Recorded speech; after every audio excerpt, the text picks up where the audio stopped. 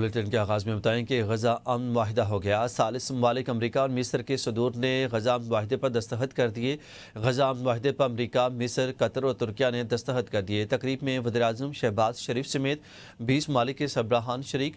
آج پوری دنیا کے لیے بہت بڑا دن ہے۔ غزہ ڈیل ایک مشکل معاہدہ تھا، اب مشرق وسطیٰ میں امن قائم ہوگا۔ صدر ٹرمپ نے کہا کہ امن معاہدے کو کامیاب بنانے میں تمام ممالک کے شکر گزار ہیں۔ غزہ جنگ بندی میں مصر کا کردار قابل تعریف ہے۔ امریکی صدر نے کہا کہ امیر ممالک غزہ کی تعمیر نو میں مدد کریں گے۔ غزہ امن معاہدے پر امریکہ، مصر، قطر اور ترکیہ نے دستخط کر دیے۔ آپ کو بتاتے چلیں کہ تقریب میں شہباز شریف سمیت 20 ممالک کے سربراہان شریک ہوئے۔ امن معاہدے کو کامیاب بنانے میں تمام ممالک کے شکر گزار ہیں۔ امریکی صدر نے کہا کہ غزہ امن معاہدہ ہو گیا، ثالث ممالک کے صدور نے دستخط کیے۔ مصر کے شہر شرم الشیخ سمٹ 2025 کے موقع پر شہباز شریف کا ٹرمپ کو نوبیل امن انعام کے لیے دوبارہ نامزد کرنے کا اعلان۔ وزیر اعظم شہباز شریف نے اپنے خطاب میں کہا کہ امریکی صدر ڈونلڈ ٹرمپ امن کے علمبردار ہیں۔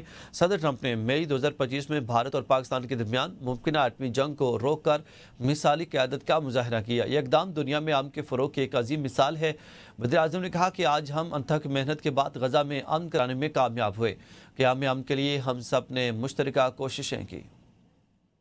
ہم نے 8 جنگیں 8 ماہ میں ختم کی، جن میں غزہ جنگ بھی شامل ہے۔ امریکی صدر ٹرمپ کا اسرائیلی پارلیمنٹ سے خطاب، کہتے ہیں کہ اسرائیلی قیدی واپس آ گئے ہیں۔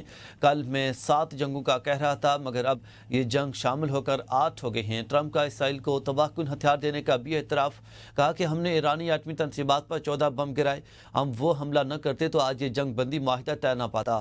ایران کے لیے دوستی اور تعاون کے دروازے کھلے ہیں۔ ٹرمپ نے کہا کہ غزہ امن معاہدے کے لیے عرب اور مسلم ممالک نے اہم کردار ادا کیا۔ غزہ میں اب تعمیر نو پر توجہ ہونی چاہیے۔ امریکی صدر نے مزید کہا کہ انتظامیہ حزب اللہ کو غیر مسلح کرنے کی کوشش کر رہی ہے۔ پورے خطے نے حماس کو غیر مسلح کرنے کی توصیہ کی ہے۔ یہاں جنگ بندی ہو گئی ہے، اب ہمیں روس پر توجہ دینے کی ضرورت ہے۔ امریکی صدر ڈونلڈ ٹرمپ کا اسرائیلی پارلیمنٹ سے خطاب، شور شرابہ اور احتجاج۔ اسرائیلی پارلیمنٹ کے اراکین ایمن عہدہ اور عوفر کاسف فلسطین کے حق میں نعرے بازی کرتے ہوئے اٹھ کھڑے ہوئے۔ سیکورٹی اہلکاروں نے دونوں ارکان کو فوری طور پر حال سے باہر نکال دیا، جس پر ٹرمپ نے اظہار مسرت کیا۔ اس موقع پر اسرائیلی پارلیمنٹ کے ارکان نے ٹرمپ کے نعرے لگائے۔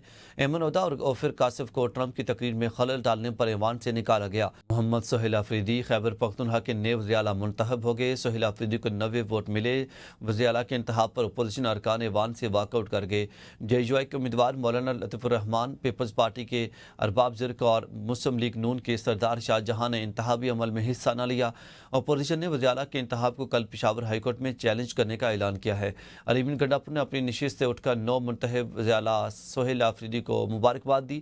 اس موقع پر سہیل آفریدی کو ثقافتی پگڑی بھی پہنائی گئی۔ سہیل آفریدی کو 90 ووٹ ملے۔ اپوزیشن کا واک آؤٹ، مولانا لطف الرحمان، ارباب زرق اور سردار شاہ جہاں نے حصہ نہ لیا۔ اپوزیشن کا وزیر اعلیٰ کے انتخاب کو کل پشاور ہائی کورٹ میں چیلنج کرنے کا اعلان۔ سہیل آفریدی کو 90 ووٹ ملے۔ اپوزیشن کا ایوان سے واک آؤٹ۔ آپ کو بتاتے چلیں آگے بڑھیں اور آپ کو بتائیں کہ نو منتخب وزیر اعلیٰ خیبر پختونخوا کا بانی P T I Bushra be be کی رہائی کے لیے ہر ممکن اقدامات اٹھانے کا اعلان۔ سہیل آفریدی نے کہا کہ احتجاجی سیاست کا چیمپئن ہوں، بانی کو فیملی یا پارٹی کی مرضی کے بغیر ادھر ادھر کیا گیا تو پورا ملک جام کر دیں گے۔ میرے پاس کھونے کے لیے کچھ نہیں، تخت چھوڑ دوں گا، اپنے مقصد سے کبھی پیچھے نہیں ہٹوں گا، بانی کے ہر حکم پر فرنٹ سے لیڈ کروں گا۔ بانی نے اسرائیل کو تسلیم نہ کرنے کا بیان دیا تو لندن پلان بنا کر ان کی حکومت غیر آئینی طریقے سے ختم کی گئی۔ لندن پلان فیل ہو گیا۔ اس پلان کے تحت خیبر پختونخوا میں دہشت گردی لائی گئی۔ قبائلی عوام پر اب یہ ظلم بند ہونا چاہیے۔ قبائلی عوام کی حق تلفی نہیں ہونے دیں گے۔ دنیا ڈائیلاگ کی جانب جا رہی ہے، افغان پالیسی پر نظر ثانی کرنا ہوگی۔ دہشت گردی کے خاتمے کے لیے عوام اور ان کے نمائندوں سے پوچھنا ہوگا۔ خیبر پختونخوا کے نئے وزیر اعلیٰ کی حلف برداری نہ ہو سکی۔ پشاور ہائی کورٹ نے گورنر سے حلف نہ لینے پر رائے طلب کر لی۔ عدالت نے گورنر کی رائے آنے تک سماعت کل تک ملتوی کر دی۔ Chief justice S M Atiq Shah نے درخواست پر سماعت کی۔ سلیمان راجہ نے عدالت میں دلائل میں کہا کہ سمری بھیجنے کے باوجود حلف نہ لیا گیا۔ آرٹیکل 255(2) کے تحت چیف جسٹس کسی کے ذریعے حلف لے سکتے ہیں۔ سلیمان راجہ نے عدالت کو بتایا کہ صوبہ مزید بغیر وزیر اعلیٰ نہیں چل سکتا۔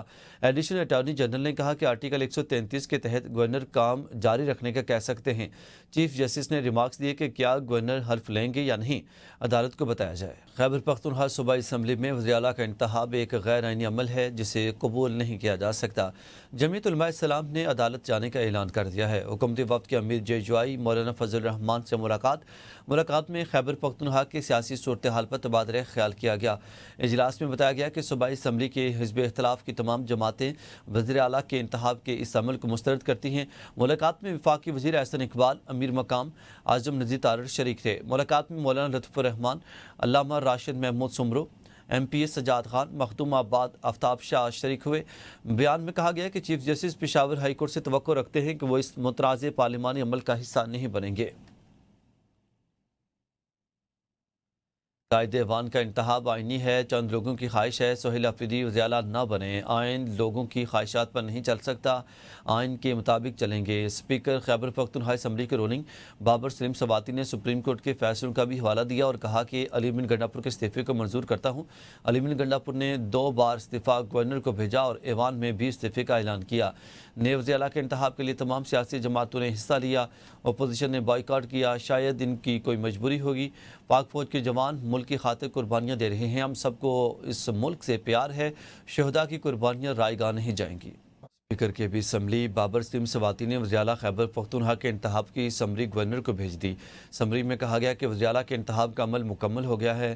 سمری میں لکھا گیا کہ نو منتخب وزیر اعلیٰ سہیل آفریدی نے 90 ووٹ حاصل کیے، دیگر 3 امیدواروں نے کوئی ووٹ بھی حاصل نہیں کیا۔ نو منتخب وزیر اعلیٰ سہیل آفریدی سے آئین اور قانون کے مطابق حلف لیا جائے۔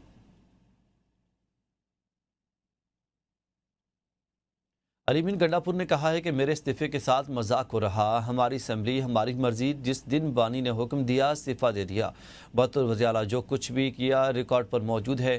جب ہمیں حکومت ملی تو صرف 18 دن کی تنخواہ کے پیسے خزانے میں تھے۔ میری کارکردگی اچھی تھی یا بری، سب ریکارڈ پر ہے۔ سہیل آفریدی کو ہر قسم کی حمایت حاصل ہوگی۔ ہم چاہتے ہیں کہ ملک میں آئین کی بالادستی قائم ہو۔ بانی کے ساتھ ڈٹ کر کھڑے ہیں اور کھڑے رہیں گے۔ بانی ملک کے لیے جنگ لڑ رہے، ہمیں آگے بڑھ کر چیلنج کا مقابلہ کرنا ہوگا۔ اسرائیل فلسطین پر ظلم کے پہاڑ توڑ رہا ہے، اس کی شدید مذمت کرتا ہوں۔ میری آئندہ بھی جدوجہد پاکستان کے لیے جاری رہے گی۔ سہیل آفریدی پرچی نہیں فرشی وزیر اعلیٰ ہیں، علیمہ باجی کو سلام پیش کر کے آئے۔ وزیر اطلاعات پنجاب اعظم بخاری کی پریس کانفرنس کہتی ہیں کہ گنڈاپور کو باجی کے کہنے پر ہٹا دیا گیا۔ ہمیں جمہوریت کا تانا دینے والے بتائیں کہ کیا بیگمات کے شوق پر 2 وزیر اعلیٰ تبدیل ہوتے ہیں؟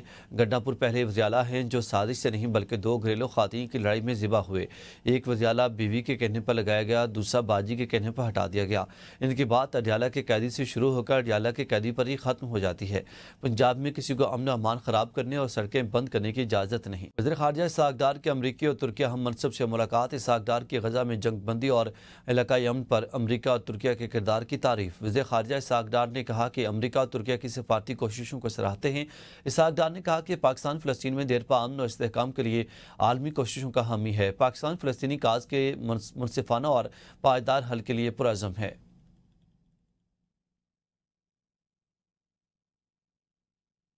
حزین افغان طالبان ترجمان کے بیان پر دفتر خارجہ کا سخت رد عمل۔ پاکستان کا افغان ترجمان کو 2 ٹوک پیغام، اپنے کام سے کام رکھو، ہماری حدود میں مداخلت نہ کرو، پاکستان کے اندرونی معاملات پر بولنا بند کریں۔ سخت سفارتی وارننگ جاری کر دی گئی۔ پاکستان کا افغان طالبان ترجمان کے حالیہ بیانات پر سخت رد عمل۔ دفتر خارجہ کے مطابق طالبان ترجمان پاکستان کے اندرونی معاملات پر بیان بازی سے گریز کریں، اپنے دائرہ کار تک محدود رہیں۔ دیگر ممالک کے معاملات میں عدم مداخلت کا حصولی عالمی سفارتی روایت ہے۔ پاکستان کو اپنے داخلی معاملات پر کسی بیرونی مشورے کی ضرورت نہیں ہے۔ طالبان اپنے وعدے پورے کریں، دوحہ عمل کے تقاضوں پر عمل کریں۔ پاکستان نے مطالبہ کیا ہے کہ افغان سرزمین کو کسی دوسرے ملک کے خلاف دہشت گردی کے لیے استعمال نہ ہونے دیا جائے۔ طالبان بے بنیاد پروپیگنڈے کے بجائے جامع اور نمائندہ حکومت کے قیام پر توجہ دیں۔ وزیر دفاع خواجہ آصف کہتے ہیں کہ امید ہے نیا وزیر اعلیٰ خیبر پختونخوا دہشت گردی کے خلاف کارروائیوں میں رکاوٹ نہیں بنے گا۔ خواجہ آصف نے کہا کہ نئے وزیر اعلیٰ نے کہا ہے کہ وہ سب سے پہلے پاکستانی ہے، سب سے پہلے پاکستان کی ہی سوچ ہمیں آگے لے جا سکتی ہے۔ خواجہ آصف نے کہا کہ کوئی رہنما چاہے کتنا ہی مقبول ہو، ریاست سے بالا تر نہیں ہو سکتا۔ ریاستی پالیسی سے اختلاف کے باوجود ریاست کمزور نہیں ہوگی۔ انہوں نے کہا کہ جو شخص خود کو ریاست سمجھے وہ دراصل ریاستی نظام کو چیلنج کرتا ہے۔ خواجہ آصف نے کہا کہ سابق حکومت نے دہشت گردی کے خلاف کوئی فیصلہ کن اقدام نہیں کیا، کاروبار کے لیے دہشت گردوں کو کھلا نہیں چھوڑا جا سکتا۔